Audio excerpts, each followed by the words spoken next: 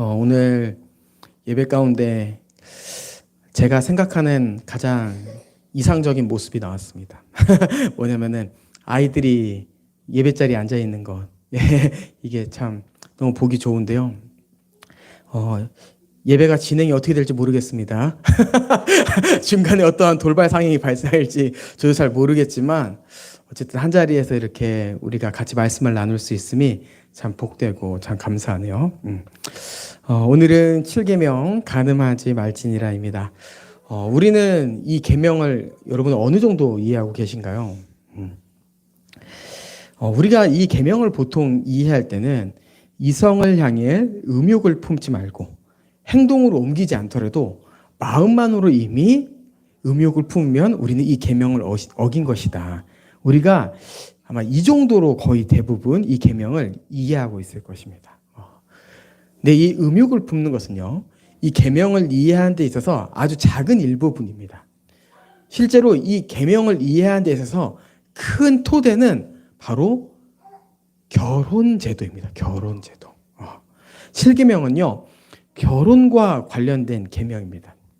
그랬을 때 이제 좀 이런 생각이 들 수 있어요. 그럼 미혼자에게는 상관이 없는 계명인가? 아니면은 기혼자에게는 난 결혼을 했으니까 상관이 없는 계명인가? 이렇게 생각할 수 있지만 우리가 이것을 지키고 안 지키고를 떠나서 이 계명이 이러한 의미가 있구나라는 것을 이해하는 게 참 중요하고 또한 그 생각을 가지고 살아가는 게 굉장히 중요하다는 것을 우리가 생각하고 이 계명에 대해서 함께 나누었으면 좋겠습니다.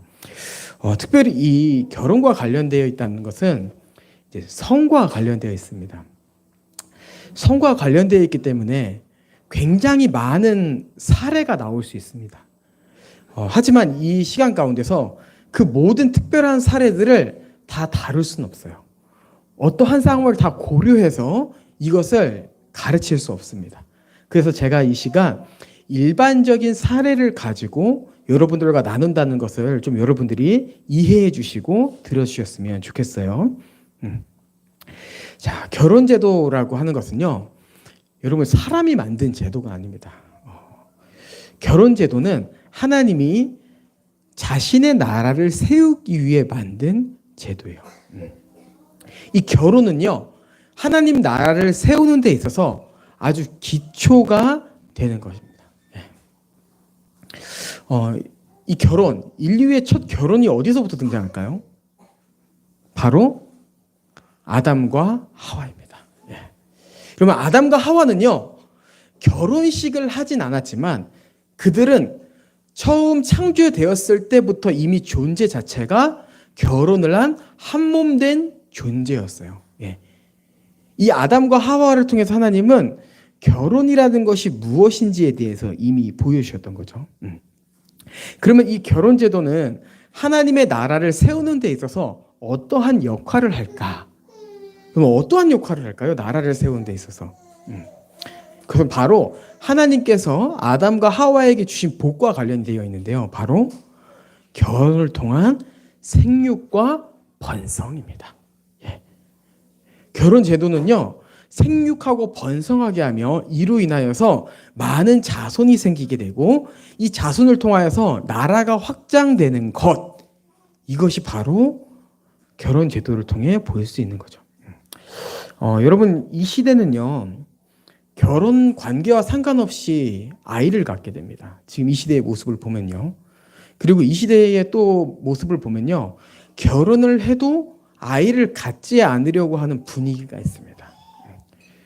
이러한 특별한 사례들이 있다는 거예요. 하지만 이러한 사례들이 있지만 그럼에도 불구하고 우리가 객관적으로 이 말씀을 통해서 가져야 될 개념은 무엇이냐면은 하나님께서 하나님 나라를 세워가시기를 원하시는데 그것은 바로 결혼이란 제도를 통하여서 남녀가 사랑함으로 생육하고 번성하는 것, 이게 우리가 기본적으로 가지고 있어야 될 진리이다 라는 것을 우리는 잊지 말아야 돼요. 제가 사역을 하면서 이런 이야기를 들은 적이 있습니다. 목사님, 우리 부부가 결혼은 했지만 아이를 낳는 것이 과연 행복일까요? 이런 이야기를 들은 적이 있었어요. 이 질문은요, 지금 이 시대 가운데 부모들이 아이를 키우기에 좋은 환경이 아니기 때문일 거예요. 그리고 또한 아이가 나온다 할지라도 아이에게도 지금 이 세상의 모습은요, 그렇게 좋은 세상, 좋은 모습은 아닌 것 같기 때문에 이러한 질문을 했을 거라 생각합니다. 여러분은 누가 이런 질문을 한다면 어떻게 대답하실 겁니까? 저희 부부가 아이를 갖는 것이 행복일까요? 지금 우리나라 출산율을 보면요, 정말 아이 키우기가 쉽지 않아요. 예능을 보면요, 예능이라고 했을 때 이제 우리가 웃긴 것만 생각하는데 실제로 TV에 나오는 많은 프로그램들을 보면은 상담 프로그램들이 굉장히 많죠. 이게 이 시대의 이 결핍을 잘 반영하는 건데요.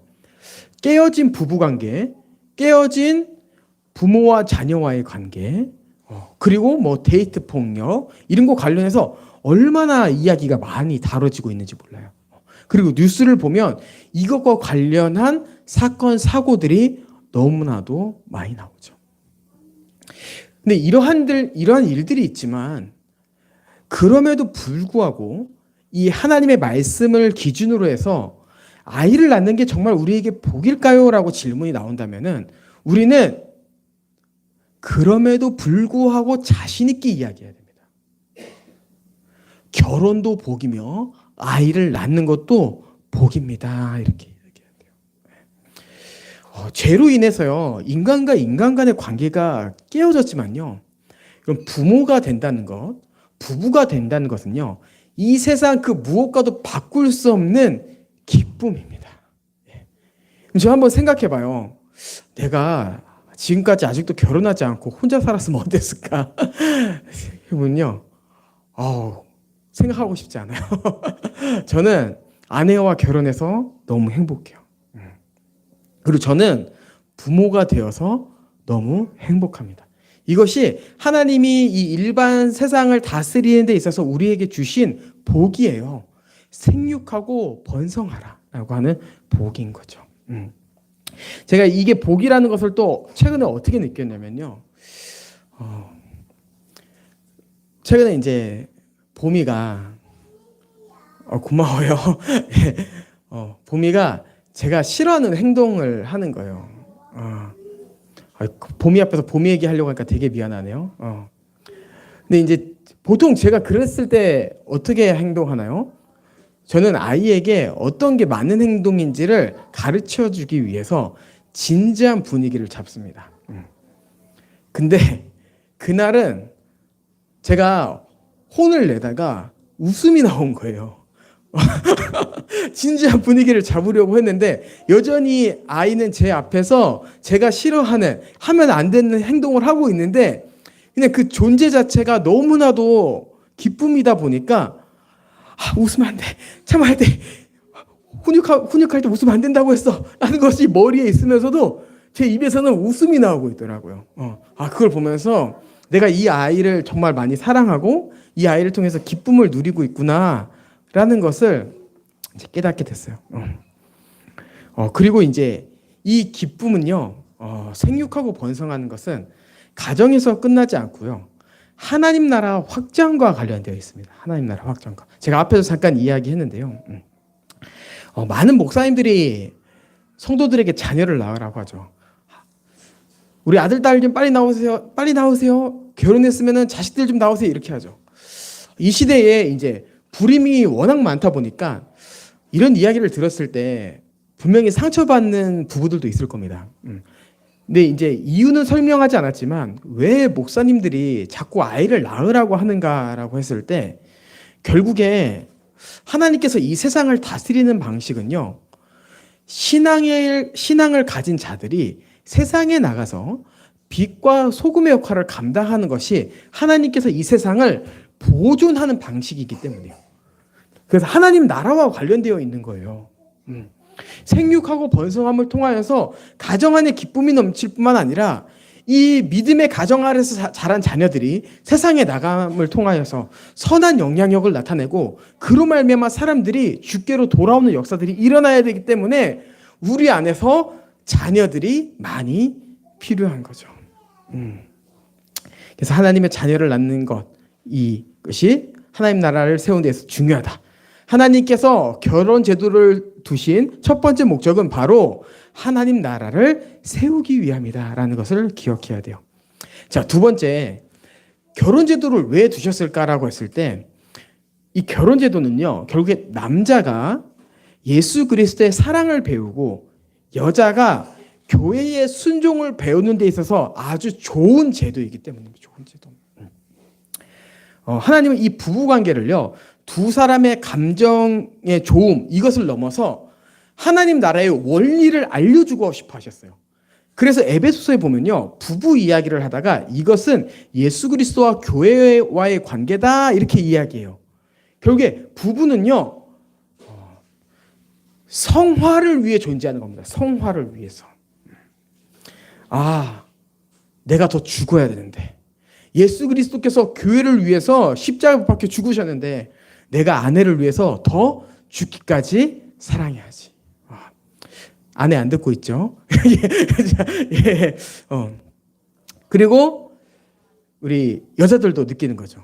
아, 더 존경해야 되는데, 남편을 더 존경해야 되는데, 교회가 예수 그리스도께 순종했던 것처럼 결국에 나도 남편을 순종하고 존경하는 게 하나님께서 이 가정을 두신 목적인데 내가 기억해야지 라고 하면서 함께 성화되어져 가는 것, 이것이 바로 결혼 제도의 목적, 두 번째 목적이에요. 자, 이러한 이제 상황, 이게 이제 지금까지 얘기한 게 되게 중요한 거예요. 이 결혼 제도에 대한 이해가 있어야지 이제 7계명에 대해서 좀 한번 이야기할 수 있는 겁니다.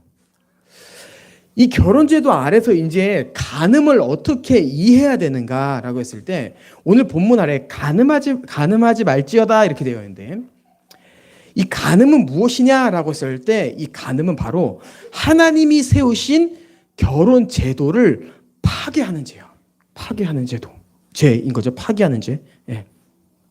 간음을 통해 결혼 관계가 깨어지고, 그러므로 생육하고 번성하지 못하고 또한 성화될 수 없는 것, 이것이 바로 간음의 큰 영향력입니다. 자, 그렇다면 이 시대의 간음죄는 어떻게 나타나고 있을까요? 이번에 좀 실질적인 좀 이야기를 좀 해보려고 해요. 이 시대의 간음죄는 어떻게 나타나는가라고 했을 때 첫 번째는 동거로 나타납니다. 동거.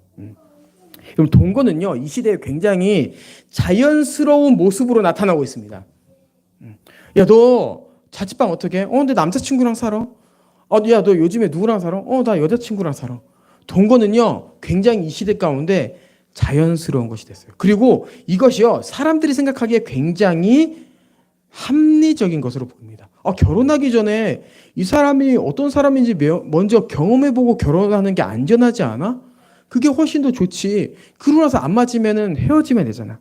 이렇게 뭔가 합리적인 것처럼 보이지만요, 실제로 이 동거라고 하는 것은요, 합리성을 떠나서 이 동거가 하나님이 세우신 결혼 제도를 가볍게 만드는 것임을 이해해야 돼요. 가볍게 만드는 것.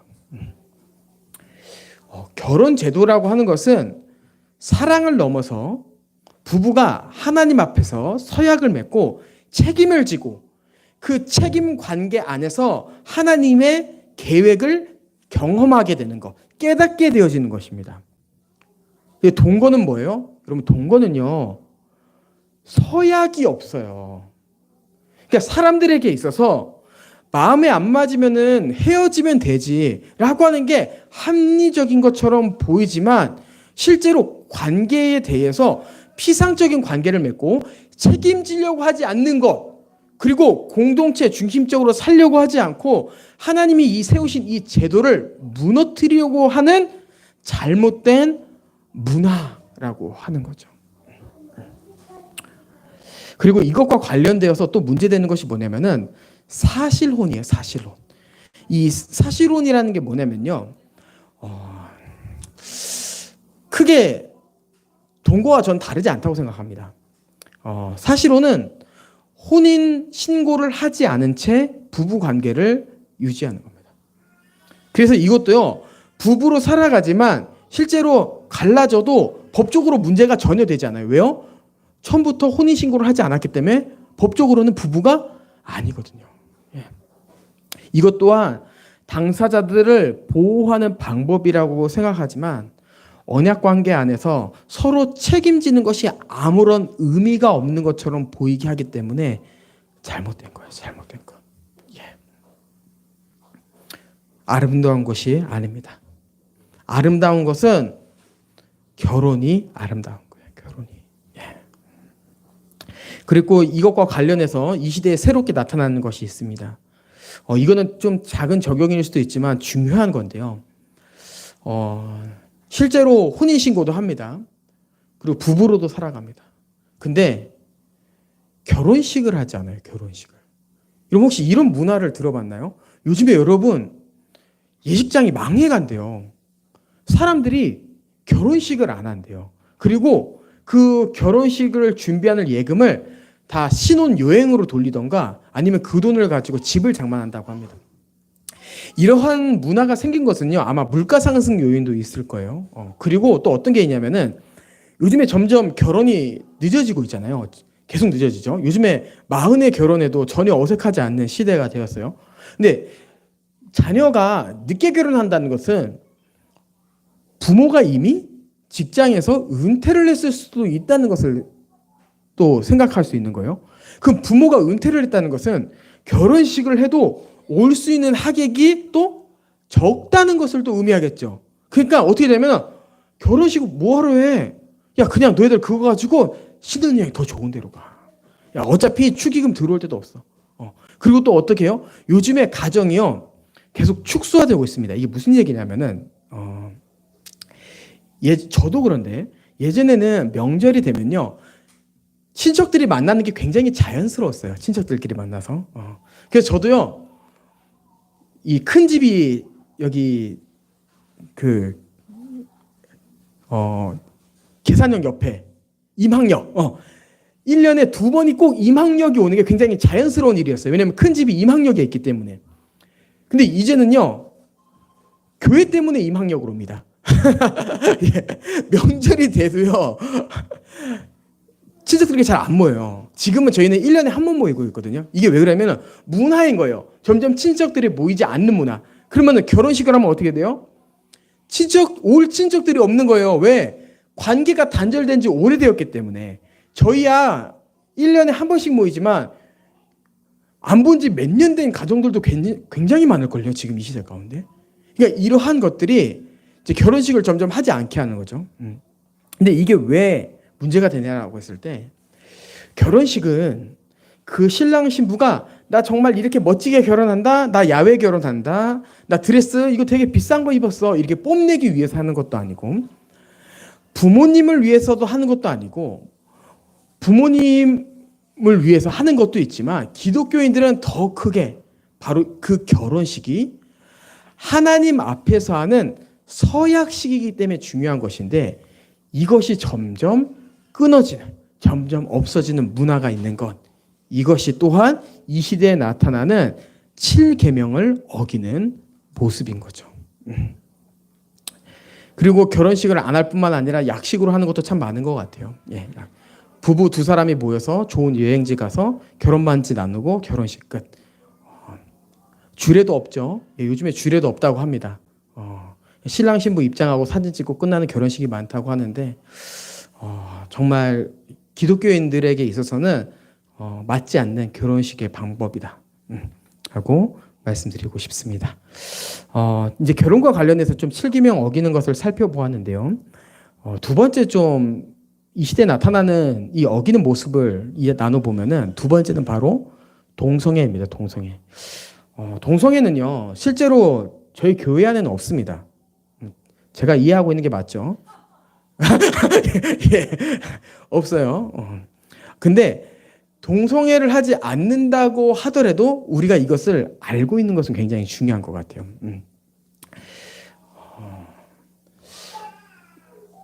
동성애는 하나님이 부여하신 질서를 깨트리는 거예요. 제가 하나님께서 앞에 큰 전제가 중요하다고 했는데 하나님께서 왜 결혼 제도를 두셨다고요? 생육하고 번성하기 위해서. 근데 남자와 남자가 사랑을 하면 번성할 수 있나요? 여자와 여자가 사랑하면 번성할 수 있나요? 여러분 이거는요 하나님의 뜻을 거부하는 거예요. 내가 더 이상 생육하고 번성하지 않겠습니다. 라고 하는 거죠. 그리고 그것뿐만 아니라 하나님은요, 각자에게 성을 부여하신 목적과 의미가 있어요. 그러니까 제가 세상에 태어났습니다.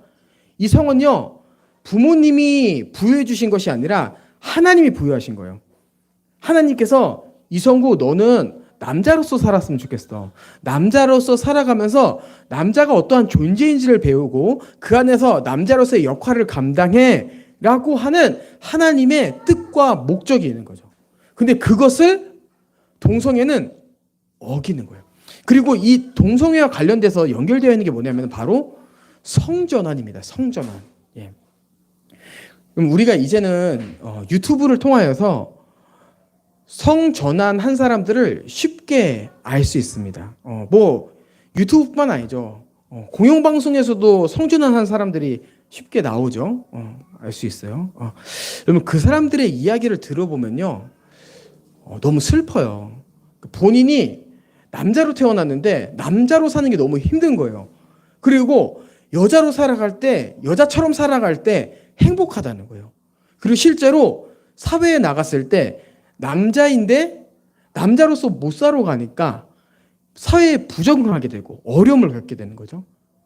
그러면서 예전에는 그런 게 좀 어려웠지만 지금 이 시대는 성전환을 너무나도 쉽게 하고, 또한 이 성전환에 대해서 아무렇지 않게 생각하는 사회 분위기가 있습니다.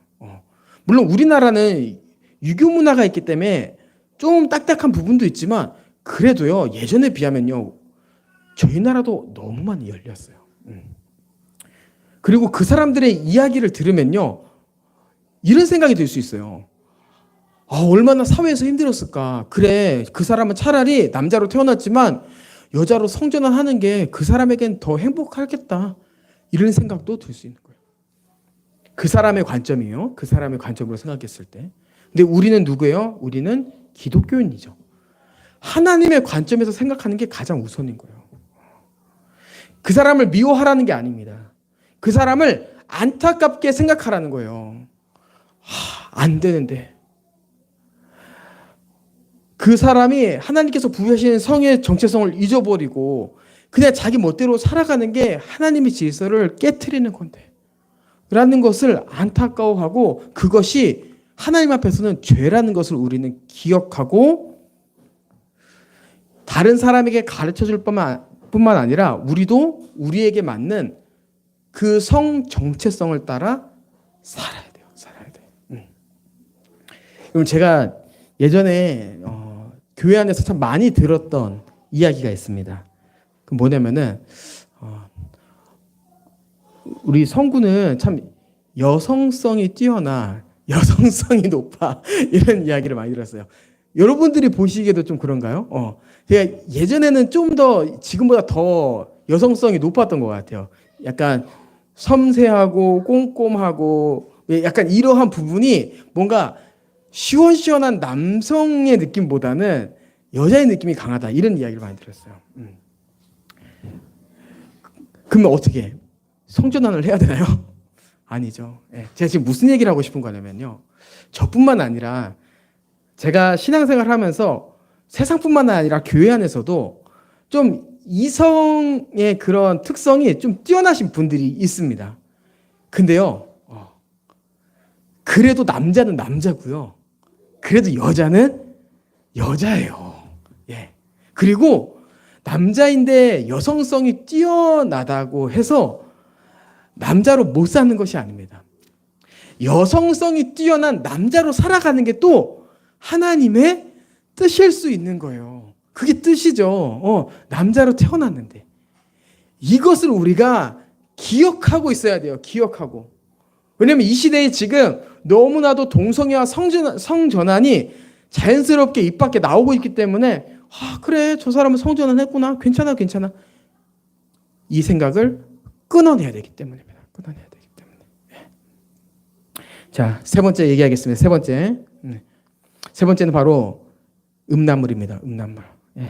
이게 우리가 7계명을 생각했을 때 가장 쉽게 떠올릴 수 있는 건데요. 음란물을 보는 것이 왜 죄가 되냐라고 했을 때, 이 음란물을 보는 것은 음란물을 보는 것에서 끝나지 않기 때문이에요. 음란물을 보는 것은 이 음란물을 보는 것 그 자체도 죄이지만 이것은 결국에 더 큰 죄로 확장되어집니다. 우리가 가장 아름답게 살아가는 것은요, 부부가 되어지고 이 부부가 생육하고 번성함으로 자녀를 낳는 거예요. 근데 음란물은요, 이 순환적인 것을 막아요. 어떻게 막아요? 자신과 한 몸이 아닌 사람과 성관계를 맺고 싶어 하는 성욕이 올라오게끔 합니다. 관계라고 하는 것, 성관계라고 하는 것은 한 몸인 사람들이 맺어야 되는 거죠. 근데 결혼 전이든 결혼 후든 이 음란물은요, 자신과 한 몸이 아닌 그 타인과 관계를 맺으면 더 행복할 것 같은 속임수, 거짓말을 하는 거예요. 그리고 어떻게 돼요? 이것이 여기서 끝나는 것이 아니라 내가 어떻게 하면 저 사람과 성관계를 맺을 수 있을까 생각하고 돈으로 그 관계를 맺으려고 하는 것까지 나오는 거예요. 그리고 여기서 끝나는 것이 아니라 그 아래서 또한 중독이라는 게 일어나는 거죠. 중독이라는 게. 예. 그리고 이 음란물이라고 하는 것은 점점 더 자극적인 것을 찾게 하고, 부부관계라고 하는 것은 굉장히 아름다운 것인데 이것이 폭력적인 것, 이것이 자극적이라는 라는 인식을 심어주게 됩니다. 그래서 음란물이라고 하는 것은 이 하나님의 형상을 따라 지음받은 이 인간의 존엄성을 상실하고 하나님의 뜻을 깨어버리는 아주 큰 장애물이다. 하나님 나라를 세우는 데 있어서 피해야 될 큰 장애물이다라는 것을 기억해야 돼요. 예.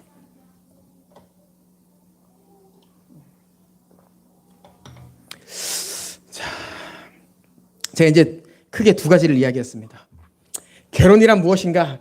그리고 이 시대에 나타나는 모습이 무엇인가? 세 가지로 이야기를 했어요. 물론 결혼 안에서는 수많은 예들이 있었지만, 자, 그러면 이제 우리가 어떻게 살아가야 할 것인가에 대해서 좀 한번 여러분들과 이야기해 볼게요. 좀 오늘은 좀 강의 같아서 좀 딱딱한 부분이 있긴 하지만 중요한 부분이기 때문에 계속 한번 진행해 보도록 하겠습니다.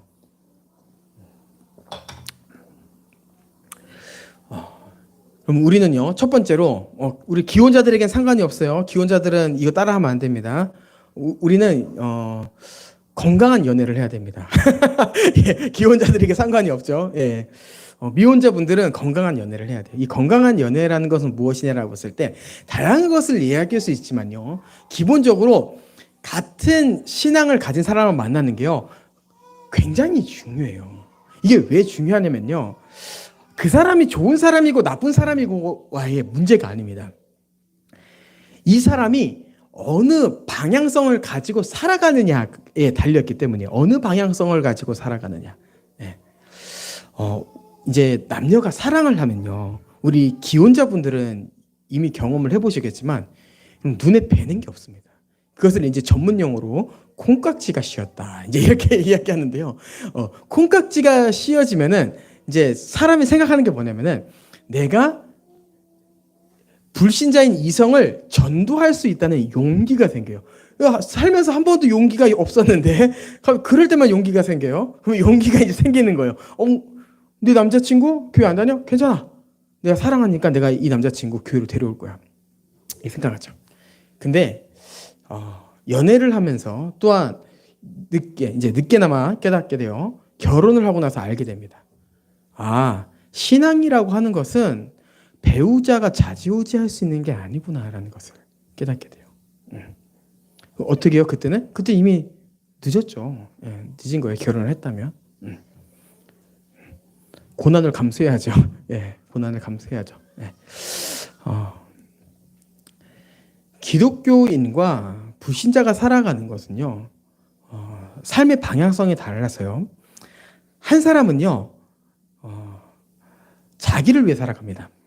그리고 도덕적인 사람이라고 한다면은 그 사람은 가정을 위해 살아가려고 할 거예요. 참 아름다운 모습이죠.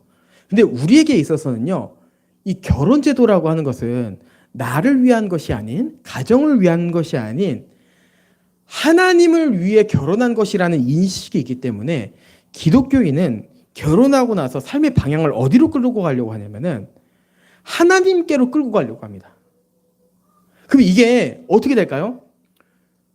줄다리기가 되는 거예요. 한 사람은 야, 우리 가족을 위해 살자고. 이게 나빠? 좋잖아. 우리 가족끼리 행복하면. 한쪽에서는 또 어떻게 해요?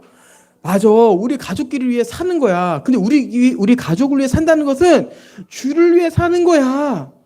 줄다리기가 이루어지면서 아름다운 결혼의 모습이 나올 수 없겠죠. 그렇기 때문에 우리 미혼이신 성도님들은 신앙에 있는 이성을 만나려고 해야 돼요. 그리고 신앙이 있는 이성을 만난다면 어떻게 해야 될까요? 순결을 지켜야 됩니다. 순결을. 왜 순결을 지키는 게 중요할까라고 했을 때 순결을 지키지 않는 그 자체가 죄이기도 하지만 관계를 맺는다고 하는 것은 임신과 관련이 되어 있어요. 그리고 이 임신은요, 결국에 생명을 낳는다는 것을 말하는 겁니다. 책임을 져야 돼요. 한 생명에 대한 책임. 그럼 제가 예전에 TV를 보다가 굉장히 깜짝 놀란 CF 광고가 있었습니다. TV 광고가 있었어요. 그게 바로 뭐냐면은 굉장히 아름답게 막 뭐 무슨 로맨스 드라마처럼 막 나오다가 막판에 뭐가 팍 등장하냐면은 피임약. 난 소중하니까. 이러면서 딱 끝나버렸어, CF가. CF 되게 잘 만들었다. 되게 예쁘네 했는데 그게 뭐예요? 결국에 그 여성의 인권을 챙기기 위해서 피임약을 먹어라 라고 하는 CF가 처음으로 텔레비전에 등장했어요. 깜짝 놀랐어요. 이 시대에 피임약이 이제 TV 선전에 나와? CF에 나와? 놀랐는데. 이 시대의 최선의 대책은 뭐냐면요. 대안은 뭐냐면은 여자의 인권을 책임지는 것. 이게 굉장히 중요한 겁니다. 그러면 뱃속에 있는 아이는요? 없는 거예요. 없는 거. 예. 아이의 인권이 중요한 게 아니라 아이의 생명의 존엄성이 중요한 게 아니라 그래서 누가 더 가치 있는데를 질문하는 거죠. 그리고 결국에는 세상은 여자를 선택한 거예요. 여자가 중요하지. 앞으로 살 인생도 있는데. 앞으로 누구랑 또 결혼할지 모르는데. 원해서 임신한 것도 아닌데. 근데 우리 기독교는 질문을 해야 되는 거예요. 그러면 그 아이는요? 이렇게 질문해야 되는 거죠. 그래서 우리는요, 건강하게 이 계명을 지키기 위해서 순결을 지켜야 되는 것. 이것이 너무 중요합니다. 그리고 세 번째, 아까 결혼과 관련돼서 이야기한 건데요. 결혼식과 관련돼서 이야기한 건데, 우리는 순결을 지킨 다음에 결혼식을 해야 됩니다. 왜냐면 결혼식은요, 우리 원빈 씨와 이나영 씨처럼 이분들이 이제 벌써 활동을 안 한 지 14년이 되셨는데요. 너무 오래되셨는데, 예. 이분들처럼 청보리밭에서 두 명이서 결혼식을 하면 안 되고, 하나님 앞에서 부모를 두고, 친척을 두고, 또한 증인이 될 교인들을 세워서 그 앞에서 하나님 앞에서 서약을 해야 돼요. 주님, 내가 이 증인들 앞에서 서약합니다. 내가 앞에 있는 이 사람과 한 몸으로 살아가겠습니다. 다짐하고 그 안에서 하나님의 경륜, 하나님의 뜻을 이해하는 것이 굉장히 중요합니다. 그리고 아이 낳고 그 가정 안에서 질서를 배우고 사랑을 경험하는 것. 이게 건강한 신앙생활, 건강한 결혼생활이에요. 예. 자, 그리고 두 번째 이야기하도록 하겠습니다. 어떻게 보면 여러분들과 좀 이걸 더 나누고 싶었는데요. 오늘 나눈 이 이야기를요, 우리는 다음 세대에게 잘 가르쳐 줘야 됩니다, 여러분. 여기서 제가 말하는 다음 세대는요, 진이부터 세연이까지를 이야기하는 거예요. 이 다음 세대, 이 교회를 책임질 이 젊은이들에게 우리는 올바른 성적 세계관을 심어줘야 돼요. 왜? 제가 아까도 이야기했지만 세상은요, 합리성과 효율성을 따져요. 그래서 이것이 좀 더 이 사람을 보호할 수 있는 거냐, 이것이 이 사람을 좀 더 살릴 수 있는 거냐, 이 사람을 위한 거냐라는 것만 이야기하지만 실제로 하나님의 경륜 안에서 우리에게 중요한 건 뭐예요? 이것이 정말 하나님의 뜻인 거냐가 중요하잖아요. 그리고 이 하나님의 뜻을 중요하게 생각하는 사람은 세상 사람이 아닌 우리입니다. 우리. 세상이 이 다음 세대, 이 어린 영혼들에게 이것을 가르쳐 주지 않고 책임져 주지 않아요. 그럼 우리가 가르치지 않으면 어떻게 되는 거예요? 진이부터 해가지고 세연이는요, 이 세상의 흐름에 자연스럽게 따라가는 거예요. 제가 사랑하는 사람이 생겼어요. 엄마, 내일부터 그 사람과 동거하려고요. 아, 그래? 일로 와. 응, 바리깡 가져오고 일로 와. 일로 와, 괜찮아. 예. 가르쳐줘야 되는 거예요. 아니야. 동거는 결혼을 안전하게 하는 방법인 것처럼 보이지만 하나님께서 세우신 이 결혼 제도를 약화시키고 가볍게 생각하게 하는 잘못된 세상 문화야. 라는 것을 가르치고. 아빠, 저 갑자기 옆에 있는 제 남자친구가 좋아져요. 아, 그래, 일로 와. 바리깡 가져와. 예, 얘기하는 거죠. 아니야. 남자가 남자를 사랑하는 것은 잘못된 거야. 하나님께서 너를 남자로 이 남자의 성을 부여하신 목적이 있는 거야. 가르치고. 부모만이 하는 것이 아닙니다. 여러분, 이 교회 안에 있는 사람들이 하는 거예요. 송 집사님이 보미를 가르쳐줘야 돼요. 정은 집사님이 소리를 가르쳐줘야 돼요. 제가 하이미를 가르쳐줘야 돼요. 혈통적인 관계를 넘어서 이 교회 안에 있는 모든 자들이 영적인 부모이며 교사임을 기억하고 가르쳐서 이 다음 세대들이 건강하게 성생활을 할 수 있도록 가르쳐줘야 됩니다. 그래서 어떻게 해요? 이 영혼들이 또한 세상에 나가서 빛과 소금의 역할을 감당할 수 있도록 해야죠. 이것이 바로 주님께서 우리를 이 땅 가운데 세우신 목적인데, 우리 주일학교에는요, 우리 교회는요, 교사가 없어요. 제가 아이들을 예배를 인도하죠. 근데요, 저는 오늘 계명을 연구하면서 공부하면서 이런 생각을 했어요. 아, 우리 교회에 교사가 없다고 생각했는데 아니구나. 우리 성인들, 우리 어른들이 다 우리 교회의 교사구나. 이 사람들이 다음 세대의 영혼들을 가르침으로 인하여서 이 교회가 든든하게 세워지겠구나 라는 생각을 하게 됐어요. 배장로님이 교사입니다. 잘 가르쳐 주셔야 돼요. 예.